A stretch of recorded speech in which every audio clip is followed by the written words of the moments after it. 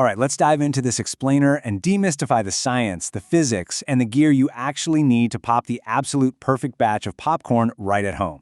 If you think making popcorn is just about tossing a bag into the microwave or pouring some random kernels into a hot pot and crossing your fingers, you are in for a serious surprise. There is literally an entire world of thermodynamics, material science, and mechanical engineering behind this beloved snack.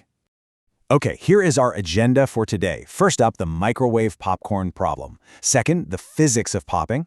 Third, the smoke point secret. Fourth, the ultimate popcorn machine. And finally, the perfect stovetop method. Let's get right to it. Section 1. The microwave popcorn problem. So, we usually assume a quick microwave bag is totally harmless, right? It's fast, it's super easy, and man, it smells amazing. But the scientific and legal data tells a much more concerning story. For years, everyday consumers and factory workers alike were just entirely unaware of the chemical cocktail they were inhaling every single time they opened up a freshly popped bag. The really crucial point here revolves around a specific chemical called diacetyl. This is the stuff used to give microwavable popcorn that intense, craveable, buttery flavor, which, by the way, is a complete chemical imposter. But more importantly, it's considered a severe inhalation hazard.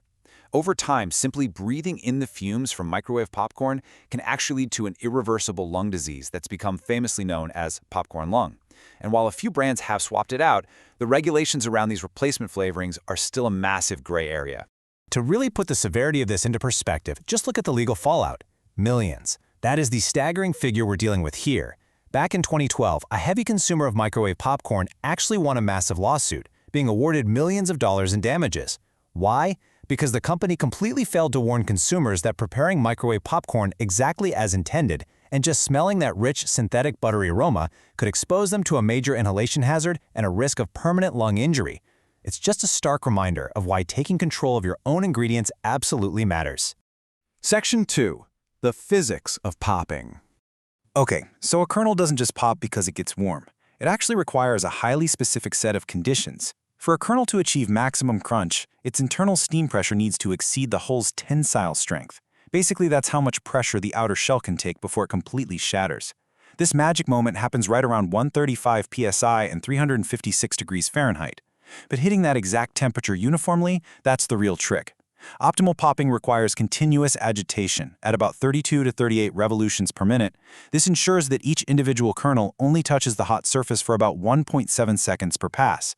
This super brief, repeated exposure allows for even heat transfer and actually reduces the formation of acrylamide, which is a harsh, bitter chemical compound caused by overcooking, by a staggering 92% compared to those microwave bags. And the difference in cooking methods is just night and day. In a standard static saucepan, the kernels just settle at the bottom. The bottom layers overheat while the top layers stay completely raw. That only yields about a 78.3% expansion rate and comes with a super high risk of charring the hulls. But when you introduce geared agitation, like a crank-driven popper, you achieve a massive 94.6% pop rate. You basically eliminate burnt particles entirely, and you keep moisture loss to around 4.1%. And that, my friends, is the exact sweet spot for a perfectly crunchy, fully expanded piece of popcorn. Section 3. The smoke point secret. Now, oil is absolutely essential here. It provides the heat transfer and the lubrication needed for that hull to actually expand.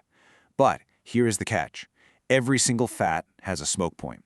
That's the temperature at which it stops shimmering and starts burning, producing this nasty bluish-gray smoke. Heating oil above its smoke point causes oxidation and chemical breakdowns. And not only does this form compounds that can increase health risks, but it will completely ruin the flavor of your popcorn. Nobody wants bitter popcorn, right? When you compare common kitchen fats, you can see exactly why certain oils just completely fail for this. Remember, our kernels literally need to hit 356 degrees to pop. But look at butter.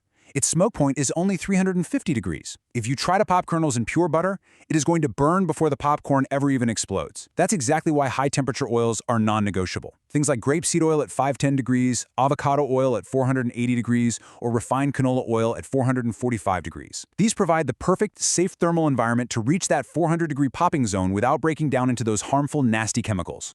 Section 4. The ultimate popcorn machine. Now, if you spend any time lurking in popcorn enthusiast communities online, you're going to find some pretty intense debates over gear. The famous Whirly Pop comes in a few different variations. The base aluminum model is cheap and it definitely works, but it can feel a little flimsy. Then you have the mid-tier stainless steel model, and finally, the high-end, super expensive Platinum series. Well, looking strictly at the data and consumer testing, the general consensus strongly suggests skipping that fancy Platinum model altogether and sticking right with the stainless steel version. The stainless model provides the perfect objective balance of heft, solid heat transfer, and ease of use. Actually, one frustrated Reddit user perfectly hit the nail on the head regarding the fatal flaw of that expensive Platinum model.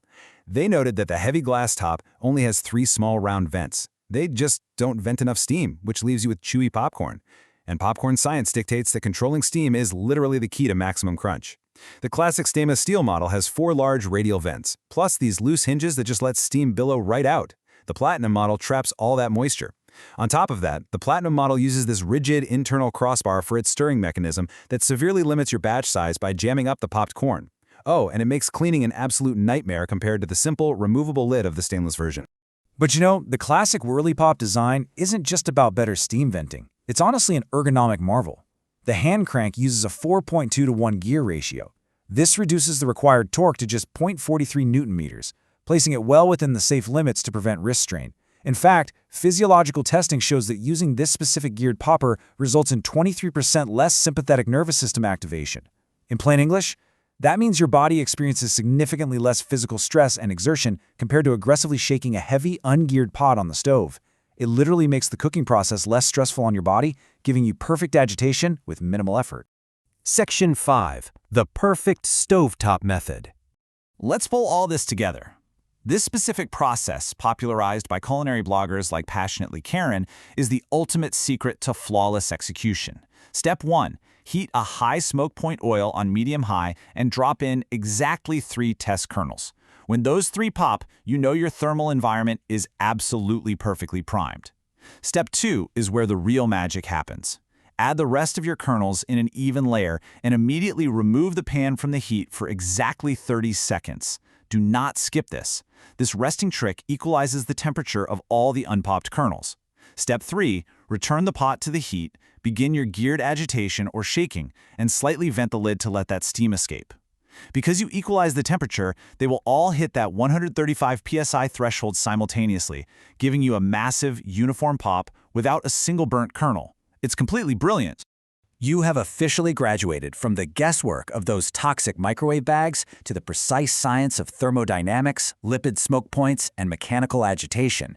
You now have the perfect, maximally crunchy, beautifully expanded canvas.